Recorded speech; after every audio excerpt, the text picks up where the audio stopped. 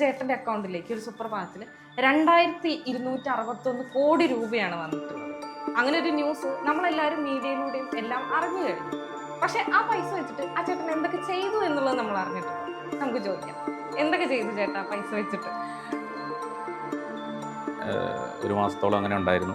അത് ഈ ബാങ്ക് എന്ന് പറഞ്ഞാൽ ദുബായ് ഇസ്ലാമിക് ബാങ്കാണ്. എവിടുന്നാണ് ഇത്ര ഒരു അബണ്ടന്റ് മണി കിട്ടിയെന്നുള്ളതിന്റെ സോഴ്സ് അറിയാൻ പറ്റുമോ? അറിയാലോ, അവിടുത്തെ ലോയൊക്കെ ഭയങ്കര സ്ട്രിക്റ്റ് ആണ്. നമ്മളതിനകത്ത് വിഡ്രോ ഒക്കെ ചെയ്യാൻ ശ്രമിച്ചു കഴിഞ്ഞാലൊക്കെ ഭയങ്കര പ്രശ്നമാണെന്ന് എനിക്കറിയാം. അപ്പോൾ അത് എടുത്തു. നമുക്ക് 3 വർഷമോ അങ്ങനെ എന്തോ ഫൈനും അതുപോലെ തന്നെ ഇംപ്രസ്മെൻ്റ് ഒക്കെ ആയിട്ട് വന്നെന്ന് പറഞ്ഞൊരു വാർത്തയൊക്കെ ഉണ്ടാവും. ദുബായ് പോയിട്ട് ഈ ബാങ്കിൽ പോയിട്ട് ഇത്രയും എമൗണ്ട് ഇത്രയും നാൾ എൻ്റെ അതിനകത്ത് കിടന്നല്ലേ, നിങ്ങൾക്ക് പറ്റുന്നുണ്ടെങ്കിൽ 2% എനിക്ക് തന്നെ 2% തന്നെ 100-200 കോടിയോ അങ്ങനെ തരുവാണെങ്കിൽ ബാങ്കിൽ തരട്ടെ. പെട്ടെന്നൊരു സുപ്രഭാതത്തിൽ നമ്മുടെയൊക്കെ അക്കൗണ്ടിലേക്ക് ഒരുപാട് പൈസ വന്നു കഴിഞ്ഞ് കഴിഞ്ഞാൽ നമ്മളൊക്കെ ഞെട്ടുമോ? പക്ഷെ അങ്ങനെ ഒരു സംഭവം ഉണ്ടായിട്ടുണ്ട്. ഒരു ചേട്ടൻ്റെ അക്കൗണ്ടിലേക്ക് ഒരു സുപ്രഭാതത്തിൽ 2261 കോടി രൂപയാണ് വന്നിട്ടുള്ളത്. അങ്ങനെ ഒരു ന്യൂസ് നമ്മളെല്ലാവരും മീഡിയയിലൂടെയും എല്ലാം അറിഞ്ഞു കഴിഞ്ഞു. പക്ഷെ ആ പൈസ വെച്ചിട്ട് ആ ചേട്ടൻ എന്തൊക്കെ ചെയ്തു എന്നുള്ളത് നമ്മൾ അറിഞ്ഞിട്ടുണ്ടോ? നമുക്ക് ചോദിക്കാം, എന്തൊക്കെ ചെയ്തു ചേട്ടാ പൈസ വെച്ചിട്ട്? ആ പൈസ വെച്ചിട്ട് എന്തൊക്കെ ചെയ്തെന്ന് ചോദിക്കാൻ, ആ പൈസ കിട്ടിയില്ലല്ലോ. കിട്ടിയിട്ടില്ലല്ലോ. അക്കൗണ്ടിൽ വന്നു, അതുപോലെ തന്നെ അക്കൗണ്ടിൽ നിന്ന് അത് വാനിഷായി പോവുകയും ചെയ്തു. ചേട്ടൻ ഒന്നും കിട്ടിയിട്ടില്ല? ഇല്ല, കിട്ടിയിട്ടില്ല. വിഡ്രോ ചെയ്യാൻ പറ്റത്തില്ല. ഞാനത് നേരത്തെ മീഡിയയിൽ പറഞ്ഞിട്ടുണ്ടായിരുന്നു. ഇങ്ങനെ അക്കൗണ്ടിൽ ക്രെഡിറ്റ് ആയി എന്നുള്ളത് ശരിയാണ്. അതിനുശേഷം കുറേ നാളുണ്ടായിരുന്നു അത്. ഞാൻ നോക്കുമ്പോൾ ഒരു മാസത്തോളം അങ്ങനെ ഉണ്ടായിരുന്നു.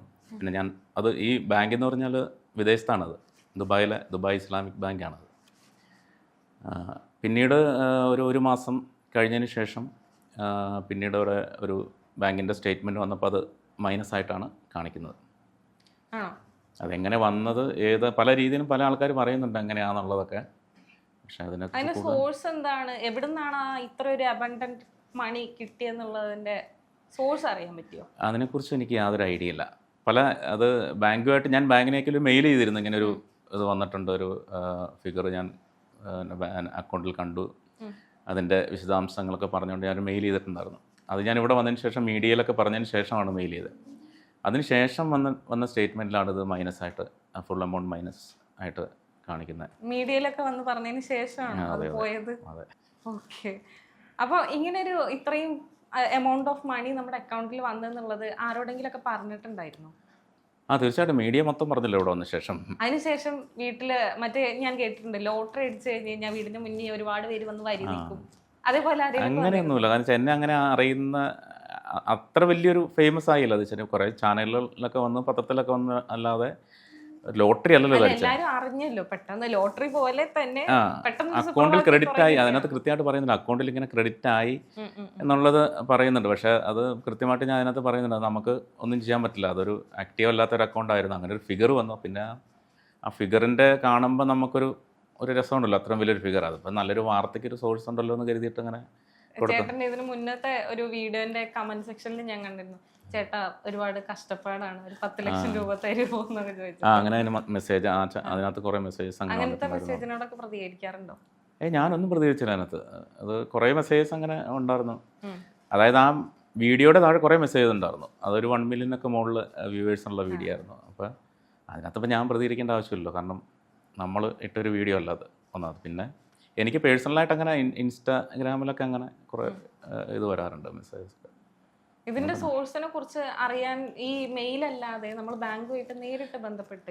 ഇല്ലില്ല. അങ്ങനെ ഈ 1-2 ആൾക്കാരുടെ ഇതുപോലെ ഞാൻ വീഡിയോ കണ്ടിരുന്നു. അതിനുശേഷം ഇങ്ങനെ ക്രെഡിറ്റ്, ഇത് ഒരു ഹ്യൂജ് എമൗണ്ട് ക്രെഡിറ്റ് ആയത്, അത് വേറെ ആളുകൾക്കും സംഭവിച്ചോ? 1-2 ആൾക്കാരുടെ വീഡിയോ കണ്ടിരുന്നു. ഈ സെയിം എമൗണ്ട് അല്ല, വേറെ പല എമൗണ്ടും ഇങ്ങനെ വേറെ ബാങ്കിൽ നിന്നൊക്കെ ആയിട്ട് അങ്ങനെ വന്നിട്ടുണ്ടായിരുന്നു. അതുപോലെ തന്നെ ബാങ്കിൽ ചെന്നപ്പോൾ അത് റിവേഴ്സായി എന്നൊക്കെ കണ്ടിട്ടുണ്ടായിരുന്നു. റിവേഴ്സായി. അത് നമുക്ക് ഒന്നും ചെയ്യാൻ പറ്റുമെന്ന് എനിക്ക് തോന്നുന്നില്ല. നമുക്ക് അത് അക്കൗണ്ടിൽ ഉണ്ടായിരുന്ന സമയത്ത് നമുക്കത് വിഡ്രോ ചെയ്യാൻ പറ്റില്ലായിരുന്നു? ഇല്ലില്ല. ആക്ച്വലി ഞാനത് അത്രയും യൂസ് ചെയ്യാത്ത ഒരു അക്കൗണ്ടായിരുന്നു. അത്യാവശ്യം ഞാൻ എൻ്റെ ട്രാൻസാക്ഷനൊക്കെ നടത്തിക്കൊണ്ടിരുന്ന അക്കൗണ്ടായിരുന്നു. പക്ഷേ എനിക്ക് ATM വഴി നമുക്ക് ചെയ്യാം, ക്യാഷ് വിഡ്രോ ചെയ്യാം, അങ്ങനെയൊക്കെ ചെയ്യാമായിരുന്നു. അത് പിന്നീടത് ബ്ലോക്കായി. കാരണം വെച്ചാൽ അതിൻ്റെ ഡോക്യുമെൻ്റ് അപ്ഡേഷൻ എന്ന് പറഞ്ഞിട്ടത് പിന്നീട് കാണിക്കുന്നത്. എൻ്റെ വിസ ചേഞ്ച് ചെയ്തപ്പോൾ ആ വിസയുടെ പുതിയ വിസ നമ്മൾ അപ്ഡേറ്റ് ചെയ്താലാണ് അത് ആക്റ്റീവ് ആവുള്ളൂ. അങ്ങനെ ഒരു ഇത് വന്നിരുന്നു. പിന്നെയാണ് ഈ എമൗണ്ട് വരുന്നത്. അപ്പോൾ ഞാൻ പിന്നീട് ഞാൻ ഒരാഴ്ച കഴിഞ്ഞപ്പോൾ ഞാൻ പിന്നെ നാട്ടിലേക്ക് പോകുന്നു. പിന്നെ ആ സമയത്ത് പോകുമ്പോഴൊക്കെ ഞാൻ സ്റ്റേറ്റ്മെൻറ്റ് എടുക്കുമ്പോഴൊക്കെ ഈ എമൗണ്ട് അങ്ങനെ കാണിക്കുന്നുണ്ടായിരുന്നു. ആ എമൗണ്ട് അങ്ങനെ കണ്ടോണ്ടിരുന്നപ്പോ സ്വപ്നം കണ്ടോ, എനിക്ക് വിഡ്രോ ചെയ്യാൻ പറ്റിയിരുന്നെങ്കിൽ? ഇല്ല, അങ്ങനെയൊന്നും തോന്നിയില്ല. കാരണം എനിക്കറിയാം, നമുക്ക് അറിയാം ഇത് എന്തോ ഒരു മിസ്റ്റേക്കാണ്, ക്ലറിക്കൽ മിസ്റ്റേക്ക് എന്നൊക്കെയുള്ള രീതിയിലാണ്. അപ്പോൾ പിന്നെ അങ്ങനെ തോന്നിയില്ല വിഡ്രോ ചെയ്യാന്നുള്ള, അതിനെക്കുറിച്ചൊന്നും ഞാൻ ചിന്തിച്ചില്ല സത്യം പറഞ്ഞാൽ. അപ്പോൾ അതാണ് ഞാൻ ചോദിക്കാൻ വന്നത്. ഈ എന്താ പറയാ, അതൊരു മിസ്റ്റേക്ക് ആയിട്ട് ഫീൽ ചെയ്തു എന്നുണ്ടായിരുന്നുവെങ്കിൽ നമ്മൾ, അതാണ് ഞാൻ ചോദിച്ചത്. ഈ ഒരു മാസം കഴിഞ്ഞതിന് ശേഷമാണ്, അല്ലെങ്കിൽ മീഡിയയിലൊക്കെ പറഞ്ഞ ശേഷമാണ് ചേട്ടൻ അത് മെയിൽ ചെയ്തെന്ന് പറഞ്ഞു. അപ്പൊ ആദ്യം തന്നെ ഇത് കണ്ടപ്പോൾ എന്തായിരുന്നു റിയാക്ഷൻ? അല്ല, കണ്ടപ്പോൾ സത്യം പറഞ്ഞാൽ നമുക്കൊരു ഭയം തോന്നി സത്യം പറഞ്ഞാൽ. കാരണം ഇത്രയും വലിയൊരു ഫിഗർ വരുന്നു. പിന്നെ UAE വലിയൊരു സ്ഥലമാണ്. നമുക്ക് ഏതെങ്കിലും രീതിയിൽ അവിടുത്തെ അറിയാലോ, അവിടുത്തെ ലോയൊക്കെ ഭയങ്കര സ്ട്രിക്റ്റ് ആണ്. നമ്മളതിനകത്ത് വിഡ്രോ ഒക്കെ ചെയ്യാൻ ശ്രമിച്ചു കഴിഞ്ഞാലൊക്കെ ഭയങ്കര പ്രശ്നമാണെന്ന് എനിക്കറിയാം. കാരണം നമ്മളവിടെ കുറച്ച് വർഷമായിട്ടുള്ളതായിട്ട് എനിക്കറിയാം അവിടുത്തെ ലോയൊക്കെ ഉണ്ടാകുന്നത്. അപ്പോൾ അതുകൊണ്ട് തന്നെ ആ ഒരു ഫിഗർ ഉണ്ടപ്പോൾ ആദ്യം ഒരു പേടിയൊക്കെ തോന്നി ശരിക്കും.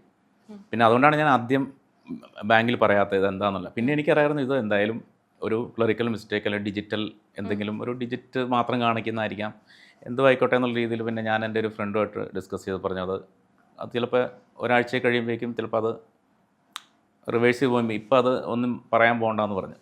പിന്നെ ഞാൻ നാട്ടിലേക്ക് വന്ന് അപ്പോൾ പിന്നെയാണ് പറഞ്ഞത് ഇതിനൊരു വാർത്തയ്ക്കൊരു സ്കോപ്പ് ഉണ്ടെന്ന് ഇങ്ങനെ നമ്മുടെ ഒരു സുഹൃത്ത് പറഞ്ഞത്. അപ്പോൾ എന്തായാലും നമുക്ക് അതിനകത്തുനിന്ന് ഒരു പ്രയോജനമില്ല. പിന്നെ വാർത്തയ്ക്ക് സ്കോപ്പ് ഉണ്ട്, ഒരു ശരിക്കും ഒരു നല്ല വാർത്തയില്ല. ഇത്രയും വലിയൊരു എമൗണ്ട് അങ്ങനെ നമ്മൾ കേട്ടിട്ടില്ല. ചെറിയ എമൗണ്ട് കേട്ടിട്ടുണ്ട്. ഇത്രയും വലിയ എമൗണ്ട് ഒരു ഇൻഡിവിജ്വൽ അക്കൗണ്ടിലേക്ക് ട്രാൻസാക്ഷൻ അല്ല അത് ക്രെഡിറ്റ് ആയി എന്ന് പറഞ്ഞ ഒരു വാർത്ത എന്നുള്ള രീതിയിൽ അത് കൊടുത്തു. പിന്നെ അതിന് ശേഷമാണ് ഈ പറഞ്ഞതുപോലെ ഇതെന്തായെന്നുള്ള ആൾക്കാർക്ക് ശരിക്കും പറഞ്ഞാൽ ഒരു കൺഫ്യൂഷനുണ്ട്. കാരണം വെച്ചാൽ ഇങ്ങനെയൊക്കെ കണ്ടിട്ട് ചില ആൾക്കാരെങ്കിലും തെറ്റിദ്ധരിച്ചിട്ടുണ്ടായിരിക്കും പൈസ ഉണ്ടെന്നുള്ളത്. അപ്പോഴാണ് അതെ, അപ്പോഴാണ് ബ്രോ ഇങ്ങനെ വിളിച്ചിട്ട് പറഞ്ഞു ഇങ്ങനെ ഇതിനൊരു സ്കോപ്പുണ്ട്. അപ്പോൾ ഞാനും വിചാരിച്ചു അത് ശരിയാണ്. ഈ ആൾക്കാർക്ക് അങ്ങനെ ആരെങ്കിലും ഉണ്ടെങ്കിൽ, ഇതൊന്നും ആൾക്കാരെ ആലോചിച്ചുകൊണ്ടിരിക്കുന്നൊന്നുമില്ലായിരിക്കും, എന്നാൽ പോലും എന്നെ അറിയാവുന്ന ആർക്കെങ്കിലും അങ്ങനെ ഒരു സംശയമോ ഡൗട്ടോ ഉണ്ടെന്നുണ്ടെങ്കിൽ അതൊന്ന് ക്ലിയർ ആയിക്കോട്ടെ എന്ന് വിചാരിച്ചു. അത് എന്താ പറയാ, ഈ ഒരു ന്യൂസും അല്ലെങ്കിൽ മീഡിയയിലൊക്കെ വന്നതിന് ശേഷം ആരെങ്കിലുമൊക്കെ വിളിച്ചിരുന്നോ, അല്ലെങ്കിൽ ഇതിന്റെ ഫർദർ വിളിക്കണതല്ല. ഞാൻ തൊടുപുഴയാണ്. അവിടെ എന്നെ അറിയാവുന്നവർക്ക് എല്ലാവർക്കും അറിയാമല്ലോ. അപ്പോൾ നമ്മൾ കാണുമ്പോൾ അറിയാമല്ലോ. അത്യാവശ്യം പത്രത്തിലും ഒക്കെ വന്നിരുന്നു. പിന്നെ അവിടെ ഒരു ചാനലിലൊക്കെ വന്ന് അത്യാവശ്യം എല്ലാവർക്കും തന്നെ അറിയാം. പിന്നെ ഇതൊരു കേരളം ഒരു ന്യൂസാണല്ലോ. ആ ന്യൂസിൽ ഇപ്പോൾ തൊടുപുഴയിൽ ഒരാളെന്ന് പറയുമ്പോഴേക്കും എന്നെ അറിയാവുന്ന എല്ലാവർക്കും അറിയാമല്ലോ. എന്നോട് ഒരുപാട് ആൾക്കാർ ചോദിച്ചിട്ടുണ്ട്, അറിയാവുന്നവരൊക്കെ എന്തായി അത് എങ്ങനെയാണ് അറിയാനുള്ളൊരു ക്യൂരിയോസിറ്റി കൊണ്ട് ചോദിച്ചിട്ടുണ്ട്. ഇഷ്ടംപോലെ ആൾക്കാർ ചോദിച്ചിട്ടുണ്ട്. അപ്പോൾ നമ്മളിങ്ങനെ പറയും അത് ഒരുപാട് ആൾക്കാരോട് നമ്മൾ മറുപടി പറഞ്ഞിട്ടുണ്ട്. എങ്ങനെയാണ് പിന്നെ സഹായഹസ്തങ്ങൾ അങ്ങനെയൊന്നും ആരും വിളിച്ചിട്ടൊന്നുമില്ല. കാരണം അതാ മീഡിയ നമ്മളതിനകത്ത് കൃത്യമായിട്ട് പറയുന്നുണ്ട്. കാരണം ഇത് നമുക്കൊന്നും ചെയ്യാൻ പറ്റില്ല, ഇത് ഓൾറെഡി നമുക്കൊന്നുമില്ല. ശരിയാ, അങ്ങനെ ചിന്തിക്കുന്ന ആൾക്കാരുണ്ടായിരുന്നു. സഹായം അങ്ങനെ ചോദിച്ചിട്ടുണ്ട്. അങ്ങനെ അതൊന്നുമില്ല. ലോട്ടറി ആണെങ്കിൽ തീർച്ചയായിട്ടും ആൾക്കാർക്ക് അറിയാം എത്ര പൈസ എൻ്റെ കയ്യിലുണ്ട്. അത് അങ്ങനെ അതിനൊരു പ്രൊസീജിയർ ഉണ്ടല്ലോ. ഇത് അങ്ങനെ അല്ലല്ലോ. ആ രീതിയിൽ അങ്ങനെയൊന്നും സഹായമൊന്നും ആരും ചോദിച്ചിട്ടൊന്നുമില്ല. അപ്പോൾ ഈ ഇത്രയും വലിയൊരു ഹ്യൂജ് എമൗണ്ട് അക്കൗണ്ടിൽ ഇരിക്കുന്ന സമയത്ത് ടാക്സിന്റെ ഇഷ്യൂ ഒന്നും വന്നില്ലേ? ടാക്സിന്റെ ഇഷ്യൂ എന്ന് പറഞ്ഞാൽ ഞാനിങ്ങ് പോകുന്നല്ലോ. ടാക്സ് അവിടെ ടാക്സ് ഇല്ല. UAE അങ്ങനെ ടാക്സ് ഇല്ല. അപ്പം നമുക്കൊരു എമൗണ്ട് നമ്മുടെ അക്കൗണ്ടിലുണ്ടെന്ന് വിചാരിച്ചാൽ അതിന് ടാക്സ് കൊടുക്കേണ്ട ആവശ്യമില്ല നമുക്ക് UAE. ഇവിടത്തെ പോലെ അങ്ങനെ ടാക്സ് ഇല്ല. ഒന്നത്. പിന്നെ ഈ പറയുന്നത് പോലെ അത് നമ്മൾ ഇട്ടൊരു എമൗണ്ട് അല്ലല്ലോ. പിന്നെ ടാക്സിന്റെ അതിനെക്കുറിച്ച് ഞാൻ ആലോചിച്ചല്ലോ. പിന്നെ ഗാഢമായി അറിയില്ലെങ്കിലും ഞാൻ ചോദിക്കുകയാണ്, ഇവിടെ നമ്മുടെ അക്കൗണ്ടിൽ ഇത്രയും വലിയൊരു എമൗണ്ടിന് ട്രാൻസാക്ഷൻ നടക്കുമ്പോഴൊക്കെ ഈ ടാക്സിന്റെ ഇഷ്യൂ വരാറുണ്ട് എന്ന് ഞാൻ കേട്ടിട്ടുണ്ട്. അതുകൊണ്ടാണ് ഞാൻ ആ ചോദ്യം ചോദിച്ചത്. ഇത് വേറൊരു വ്യക്തിയെ കൊണ്ടത് അതിനകത്തേക്ക് ഇട്ടതല്ലാന്നാണ് ഞാൻ വിശ്വസിക്കുന്നത്. ബാങ്കിന്റെ തന്നെ എന്തെങ്കിലും ഇപ്പോൾ ഒരു മിസ്റ്റേക്ക് ആയിരിക്കാമെന്ന് ഞാൻ വിശ്വസിക്കുന്നു. അല്ല, അങ്ങനെയല്ല. അപ്പോൾ പിന്നെ ടാക്സ് എന്ന് പറയുമ്പോൾ അങ്ങനെ വരാനുള്ള സാധ്യത കുറവല്ല. ബാങ്കിന്റെ അങ്ങനെ ആയിരിക്കും. അല്ലെങ്കിൽ അവിടെ ടാക്സ് ഇല്ല. പിന്നെ ഞാൻ അതിനെക്കുറിച്ച് ചിന്തിച്ചില്ല. ടാക്സിന്റെ വേറൊരു കമന്റ് കൂടി ഞാൻ കണ്ടിരുന്നു, ഏതോ തീവ്രവാദ സംഘടന അവരുടെ കൈമാറ്റം നടത്തുന്നതിനിടയ്ക്ക് വന്നത്. അങ്ങനെ കുറെ അല്ല, വലിയ എമൗണ്ട് ഒക്കെ ആകുമ്പോൾ നമുക്ക് പറയാൻ പറ്റില്ല. അങ്ങനെയൊക്കെ എൻ്റെ അടുത്ത് ഇപ്പം നമുക്കും അറിയില്ല ഇതിനെക്കുറിച്ച്. അപ്പോൾ ഇതിന് ഞാൻ പറഞ്ഞ സുഹൃത്തുക്കളും ഇങ്ങനെയൊക്കെ ചിലപ്പോൾ ഇങ്ങനെ ആയിരിക്കാം ചിന്തിച്ച് പേടിച്ചിട്ടായിരുന്നു ആദ്യം പുറത്ത് പറയാതിരുന്നിരുന്നത്. അങ്ങനെയല്ല, എന്തും ആവാലോ, നമുക്ക് അറിയില്ല. പിന്നെ അത് പുറത്തങ്ങനെ പറഞ്ഞ് നടക്കാനും പറ്റില്ലല്ലോ. ഇപ്പോൾ ഈ പറഞ്ഞാൽ ഇത്രയും പൈസ എൻ്റെ അക്കൗണ്ടിൽ ക്രെഡിറ്റ് ആയിട്ടോ എന്ന് പറഞ്ഞ ആൾക്കാരടുത്ത് പറഞ്ഞു കഴിഞ്ഞാൽ അറിയില്ലാത്ത നമുക്കത് ക്ലാരിഫൈ ചെയ്യാനും പറ്റില്ല, അത് എങ്ങനെ പോകും നമുക്കറിയില്ല. ഇതിപ്പം മീഡിയയിലൂടെ വന്നപ്പോൾ കൃത്യമായിട്ട് ഇപ്പം നമ്മൾ ഇൻ്റർവ്യൂ ചെയ്തപ്പോൾ കൃത്യമായിട്ട് ഇതാന്ന് പറഞ്ഞപ്പോൾ ആൾക്കാർക്ക് കുറേയൊക്കെ മനസ്സിലായി. അല്ലാതെ ഈ ഇത്രയും എമൗണ്ട് വന്ന സമയത്ത് വീട്ടുകാരുടെ ഒക്കെ ഒരു റിയാക്ഷൻ എങ്ങനെയായിരുന്നു? വീട്ടുകാരുടെ അടുത്ത് ഞാൻ അതിനെക്കുറിച്ച് അങ്ങനെ നേരത്തെ പറഞ്ഞില്ല. ഈ മീഡിയയിൽ ഇങ്ങനെ ഇൻ്റർവ്യൂ ഒക്കെ വന്നപ്പോൾ ഇവർക്ക് മനസ്സിലായി ഇങ്ങനെ സംഭവം. ഞാൻ പറഞ്ഞു ഇങ്ങനെ ഒരു ബാങ്കിൻ്റെ മിസ്റ്റേക്ക് കൊണ്ട് ഇങ്ങനെ ഒരു ഇത് തോന്നുന്നു, അതൊരു വാർത്ത പ്രാധാന്യമുള്ളൊരു അതിൻ്റെ പേരിൽ മീഡിയയിൽ നമ്മുടെ 2 സുഹൃത്തുക്കളുണ്ട്, അവർ പറഞ്ഞപ്പോൾ ഇതൊരു ആൾക്കാർക്കൊരു രസമുള്ളൊരു വാർത്തയായിരിക്കും എന്ന് പറഞ്ഞ് അങ്ങനെ എടുത്താന്ന് പറഞ്ഞു. വേറെ കുറച്ച് പേർക്ക് ഇങ്ങനെ സംഭവിച്ചു എന്ന് പറഞ്ഞു, അവരായിട്ട് കോണ്ടാക്ട് ചെയ്തിട്ടുണ്ടായിരുന്നു? ഇല്ലില്ല, അത് ഞാനത് വീഡിയോയിൽ ഞാനിതുവരെ ഒരു വീഡിയോ കാണുകയും ചെയ്തത്. ഇങ്ങനെ ഒരാളുടെ ഇങ്ങനെ വന്നിട്ട് അവിടെ ഒരാൾ യുഎയിൽ അത് ഭയങ്കര ഒരു വീഡിയോ എടുത്ത് അത് ഭയങ്കര വൈറലായി അവിടെ. അത് പിന്നീട് അത് എന്ത് സംഭവിച്ചു എന്നുള്ള വീഡിയോ അതിനകത്ത് തന്നെ ചെയ്തിട്ടുണ്ടായിരുന്നു. അയാൾ ബാങ്കിൽ പോയിട്ടത് ക്ലിയർ ചെയ്തു. അയാൾക്ക് കുറച്ച് ബാലൻസ് ഉണ്ടായിരുന്നു, അതുപോലെ അയാൾക്ക് വിഡ്രോ ചെയ്യാൻ പറ്റില്ല, അത് സ്ട്രക്കായി. അതിനുശേഷം ബാങ്ക് അത് എല്ലാം റെഡിയായി എന്നൊക്കെ പറഞ്ഞിട്ട് പിന്നെ ഒരു വീഡിയോ ഞാൻ കണ്ടായിരുന്നത്. ചേട്ടന് സെയിം ഇഷ്യൂ ഫേസ് ചെയ്യേണ്ടി വന്നു? ആ അക്കൗണ്ടിൽ ബാലൻസ് ആ ചെറിയ ബാലൻസ് ഉണ്ടായിരുന്നു. അത് ഞാൻ കുറേ ആയിട്ട് യൂസ് ചെയ്യുന്നില്ലായിരുന്നു, അതുകൊണ്ട് വലിയ ബാലൻസ് ഒന്നുമില്ല, സാധാരണ ചെറിയ ബാലൻസ് ഉണ്ടായിരുന്നു. അത് ഞാൻ പിന്നെ എനിക്ക് വേറെ അക്കൗണ്ട് ഉണ്ട്, അതിനകത്താണ് ഞാൻ ട്രാൻസാക്ഷൻ നടത്തുന്നത്. അത് പിൻവലിക്കാൻ പറ്റിയോ? പിന്നെ അത് പിന്നീട് ഞാൻ നോക്കിയില്ല, പിന്നെ ഞാൻ ഈ പറഞ്ഞതുപോലെ ട്രൈ ചെയ്തിട്ടില്ല. പിന്നെ ഞാനത് സ്റ്റേറ്റ്മെൻറ്റിനകത്ത് ഓൾറെഡി അത് മൈനസ് കണ്ടപ്പോൾ പിന്നെ നമുക്കൊന്നും നോക്കണ്ടല്ലോ. എൻ്റെ ബാലൻസ് അവിടെ ഉണ്ട് താനും, അത് മൈനസ് ആയിട്ടില്ല. ഈ വന്ന ആ എമൗണ്ട് കറക്റ്റ് മൈനസ് ആയിട്ട് കാണിക്കുന്നു, അത് മാത്രമേ പോയിട്ടുള്ളൂ. ബാക്കി നമ്മുടെ സമ്പാദ്യം നമ്മുടെ ഉണ്ട്. അല്ലാതെ വേറെ എന്തെങ്കിലും എന്താ ടെൻഷനോ അങ്ങനെ എന്തെങ്കിലും? ഒരു ടെൻഷനും ഒരു ടെൻഷനും. അതാ ഞാൻ നേരത്തെ ചോദിച്ചു, ഈ ചില തീവ്രവാദ സംഘടന ഇട്ടതായിരിക്കും എന്നൊക്കെയുള്ള കമന്റുകൾ കണ്ടപ്പോഴോ? അല്ല, അങ്ങനെയൊന്നും, അത് അങ്ങനെയാണെന്നുണ്ടെങ്കിൽ അത് അങ്ങനെ നിൽക്കട്ടെ. നമ്മളതിനകത്ത് ഏതെങ്കിലും രീതിയിൽ പൈസ എടുക്കാൻ ശ്രമിക്കുകയൊക്കെ ചെയ്താലാണല്ലോ അത് വേറൊരു ലെവലിലേക്ക് പോകും. ഈ ഒരു എമൗണ്ട് അക്കൗണ്ടിൽ നിലനിൽക്കെ തന്നെയായിരുന്നോ ചേട്ടൻ അവിടെ നിന്ന് നാട്ടിലേക്ക് വന്നതൊക്കെ? അതെ അതെ. അപ്പൊ അങ്ങനെ ട്രാവലിങ്ങിനൊന്നും അങ്ങനെ ഇഷ്യൂ ഇല്ലില്ല, ആ സമയത്തൊന്നും ആരും അറിഞ്ഞിട്ടില്ല? ഇല്ലില്ല, അത് ഒരു സൈലന്റ് ആയിട്ടുള്ളൊരു അക്കൗണ്ടിലൊരു ഫിഗർ എടുക്കുന്നത് എനിക്ക് മാത്രം അറിയാവുന്നൊരു കാര്യമാണ്. നമ്മുടെ സ്റ്റേറ്റ്മെന്റ് അല്ല, നമ്മൾ ATM നോക്കി നമ്മൾ അപ്പോഴത്തേക്കും നമുക്ക് നമ്മൾ മാത്രം കണ്ടൊരു കാര്യമാണ്. അപ്പോൾ വേറെ ആരും അത് അറിഞ്ഞിട്ട് പോലുമില്ല. പിന്നെ അത് ട്രാവലിംഗ് ഇഷ്യൂ അങ്ങനെയൊന്നും. അങ്ങനെ ബാങ്കിൽ നിന്ന് കോളൊന്നും വരില്ല ഒരു അൺഎക്സ്പെക്റ്റഡ് എമൗണ്ട് ഇങ്ങനെ വരുന്ന സമയത്ത്? ഇല്ലില്ല, അത് അങ്ങനെയൊന്നും വന്നിട്ടില്ല. ആണോ? ഇവിടെ നാട്ടിൽ എനിക്ക് വന്നോന്നറിയില്ല, ഞാൻ വന്നതിന് ശേഷം വന്നോന്ന് എനിക്കറിയില്ല. ഇനിയിപ്പോൾ അവരുടെ വേറെ എന്തെങ്കിലും നമുക്കറിയില്ല, അത് എന്താണെന്നുള്ളത് കൃത്യമായിട്ട് ഇപ്പോഴും നമുക്കറിയില്ല. എന്തെങ്കിലും ഒരു മിസ്റ്റേക്കോ അല്ലെങ്കിൽ അവരറിഞ്ഞുകൊണ്ടാണോ അങ്ങനെയാണെന്ന് നമുക്കറിയില്ല. അങ്ങനെയാണെന്നുണ്ടെങ്കിൽ അവർ നമ്മളെ അറിയിക്കേണ്ട ആവശ്യമില്ലല്ലോ. ബാങ്ക് അറിഞ്ഞിട്ട് അങ്ങനെ എമൗണ്ട് വെച്ചിട്ട് നമ്മൾ അറിയിക്കേണ്ട ആവശ്യമില്ലല്ലോ.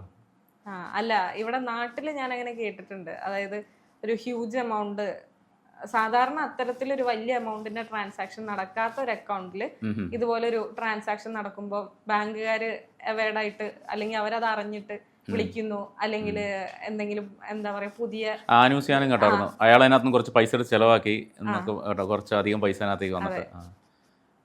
ഇവിടെ അങ്ങനെ ഞാൻ കേട്ടിട്ടുണ്ട്.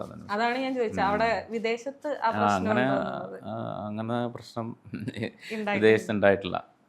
പിന്നെ മാത്രമല്ല, ഞാൻ പറഞ്ഞു UAE ഒരു ലോ ഭയങ്കര സ്ട്രിക്റ്റ് ആണ്. ഇപ്പം നമ്മൾ അവിടുത്തെ ലോ വെച്ചിട്ട് നമ്മുടെ അക്കൗണ്ടിലേക്ക് നമ്മളറിയാതെ ഒരു എമൗണ്ട്, അതിപ്പോൾ ഒരു 10 ദിർഹംസ് ആണെങ്കിൽ പോലും വന്നാലും അത് ബാങ്കിനെ അറിയിക്കണം എന്നുണ്ട്. നമ്മളത് എടുത്തു കഴിഞ്ഞാൽ അത് അവിടെ അത് ഒഫൻസാണ് ശരിക്കും പറഞ്ഞാൽ. അപ്പം അങ്ങനെയൊക്കെ ഉണ്ട്.